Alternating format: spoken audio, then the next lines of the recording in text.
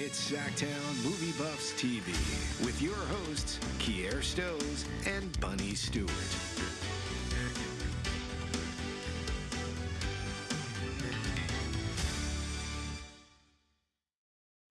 And welcome back to another edition of SacTown Movie Buff Television. Once again, it's your host, Kier the Critic.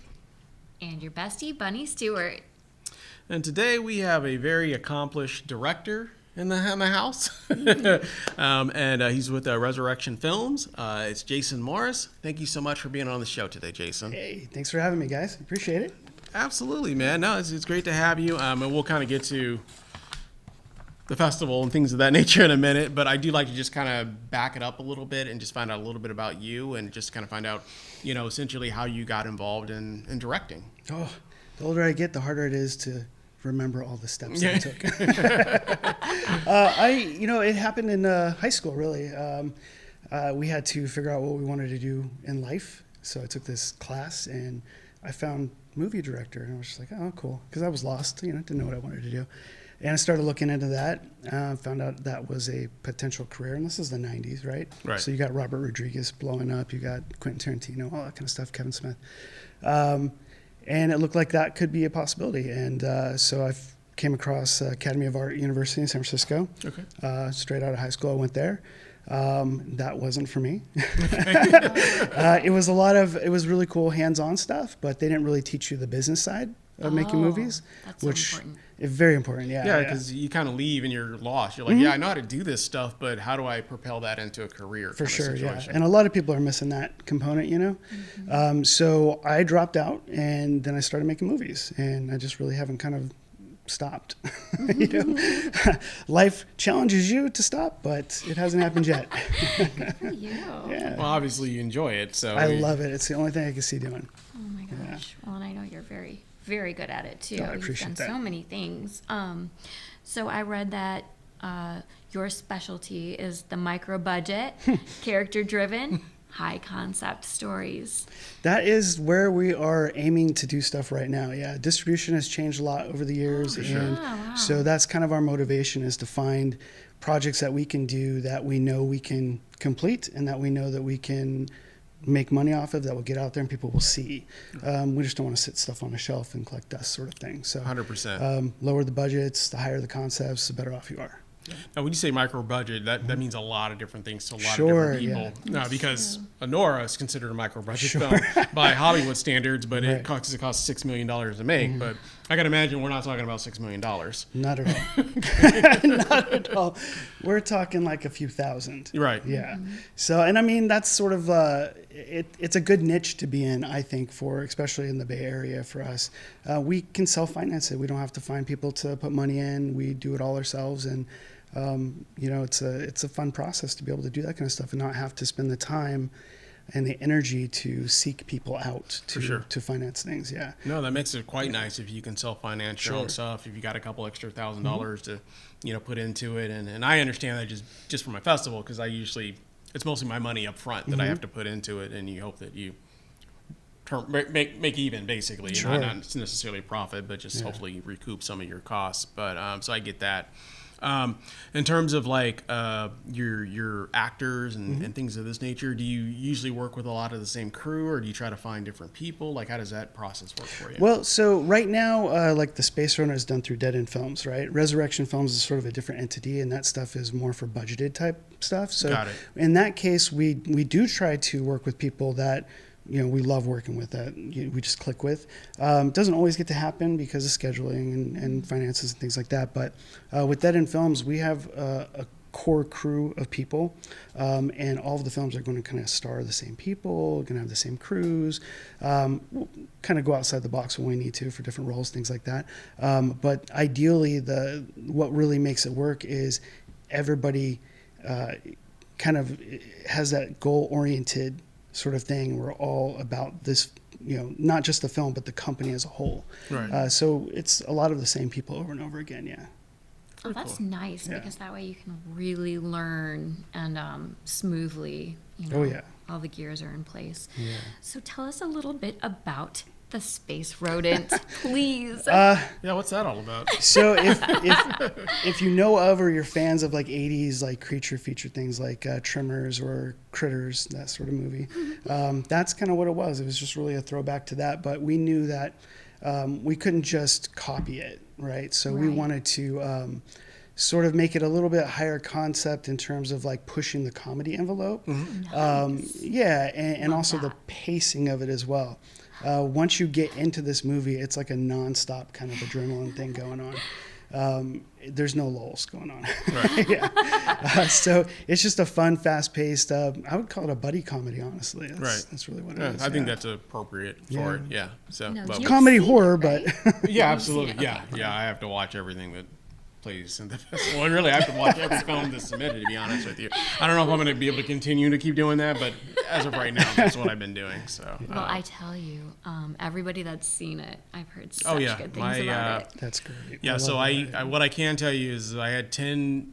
We had a total of 10 basically film critic judges that score all the films, and they all had a blast watching it. Oh, So I was like, nice. oh yeah, there's no way we're not going to play this one at the festival. Nice. So. That makes me happy. I mean, Yeah. that's what we do it for, Yeah, you know? It's yeah. So it's a really fun, funny film. I think it's just I think it's a fun film that everybody can enjoy because it's got a little bit like the humor, but also has the horror element to it as well. So very very well done job on that film for sure. I appreciate it.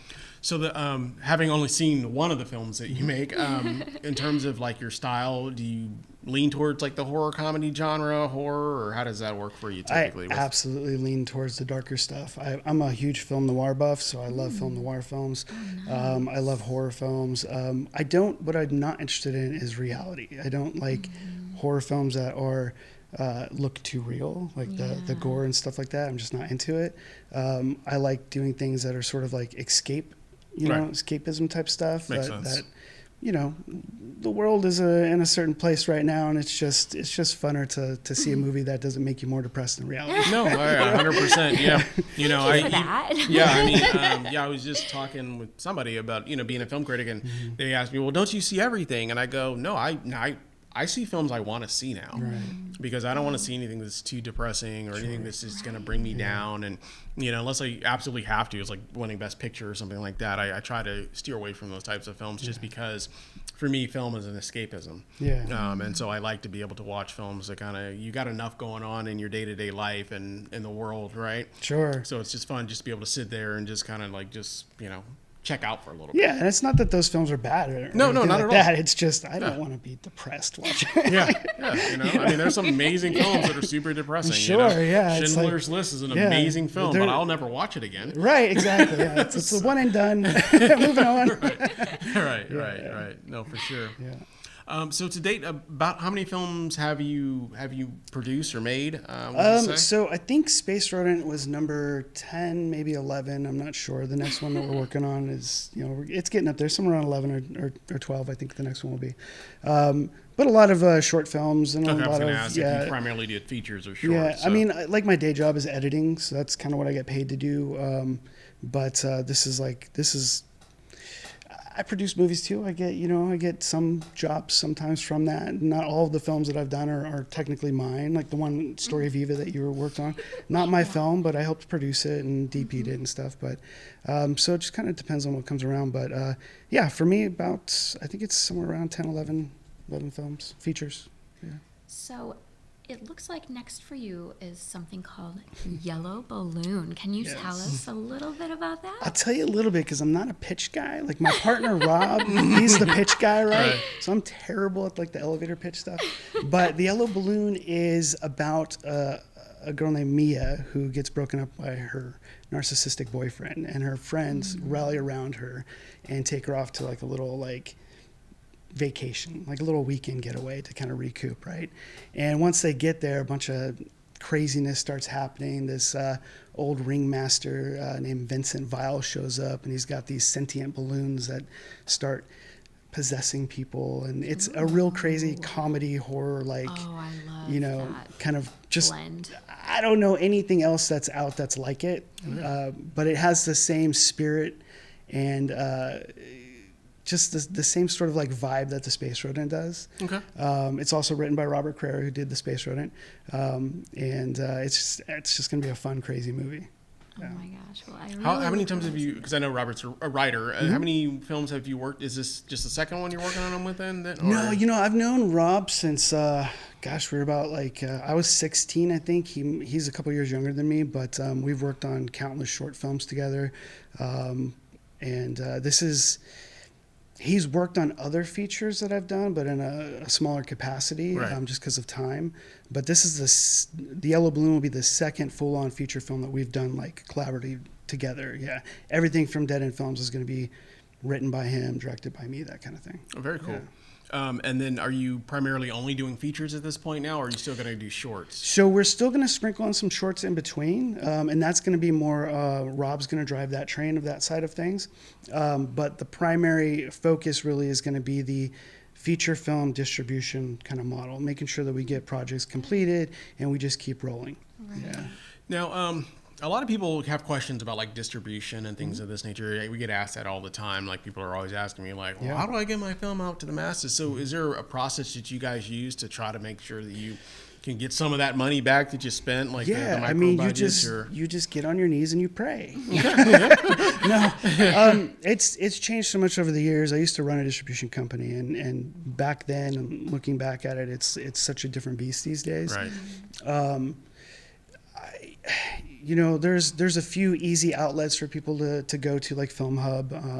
There's a couple really small distributors that are friendly to independent films. I know Indie Rights is one that Indie Rights, because I used to do reviews mm-hmm. for them at one point. They reached out to me. We stopped doing them, but I know that they're really, really good for independent filmmakers. Absolutely. So. Yeah, the problem with all of it out there is that nobody does any marketing. Right. So the filmmaker has to do it. They have to actually be the your marketing manager, right. And that's the only way. Even if you got it on some big platform like Apple or Amazon, whatever it is. Yeah, because you're still just a number. No one's going to know. It's not like you get on. People always say, "Oh, my film's on Prime," and it's just well, cool. But if no one knows where it's at, no one's looking for it, no one's seeking it out. So there still has to be some sort of buzz that's generated from that. So you've got to market it. And then for a while, Tubi was really good to people.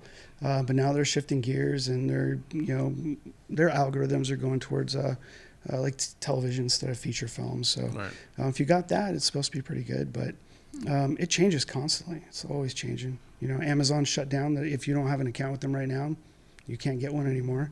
And so it's hard. I think right now something's going to happen in the next few years that's going to dramatically change. There has to be some shift, because otherwise the industry itself is going to be dead. Sure. And I have a whole speech I'm going to do at the festival that speaks I can't to wait that. to hear that thing. Yeah. Yeah. So, but I mean, that's just in terms of my. I don't want to go too deep into it, but basically just how the industry is changing and how you're going to rely more on festivals probably a lot moving forward, because that used to be the thing, and now it's for a long time it kind of went away. But I think it's going to have to come back just because of what I'm seeing in the industry standards, just in terms of I was just talking with somebody, the intellectual properties that are Disney. That's pretty much the only thing that makes box office now. You know what I mean? Everything else is either some sort of sequel, John Wick 10 or something, or Blumhouse, or something, or Blumhouse. But it's very hard for an independent director at this time to get your name out there. Absolutely. So I think the festival route is probably going to be your easiest way to get yourself out there if you're not going to go through a streaming platform where then you're still kind of just a number on a streaming platform. So. And filmmakers and festivals have an uphill battle with that, because there's so many fraudulent festivals out there. Right. It's like a filmmaker can drop a lot of money on never get a film screened.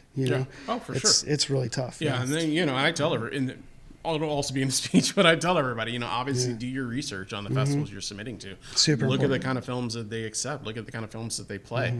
Where are those films located? Where do they have come actual from? pictures of their festivals and things like that? No, that's very because I've seen a lot of people they get burnt. They spend thousands of dollars to all these festivals, and they're like, "Oh, that festival's a joke," or "That festival said that they were going to screen our film and didn't even screen it." That kind of stuff. So. I got to commend you guys. You guys are doing a fantastic job with the SacTown film, the movie. I'm my background is actually in marketing and sales, so that's probably where my strength lies. And maybe overly in terms of marketing and sales. You're gonna get a post from me all the damn time, but yeah, I mean that's, you have to self promote, and that's same for filmmakers. You have to be able to self promote because you're not just, even if you have an amazing film, it's not automatically just going to reach, you know, the masses or reach a producer or reach somebody that's going to have some connections. It's going to take that film to the next level. Right. You know. And even if it did these days, it's like so hard for it to even go any further. Yeah. So yeah, any little bit helps quite a bit.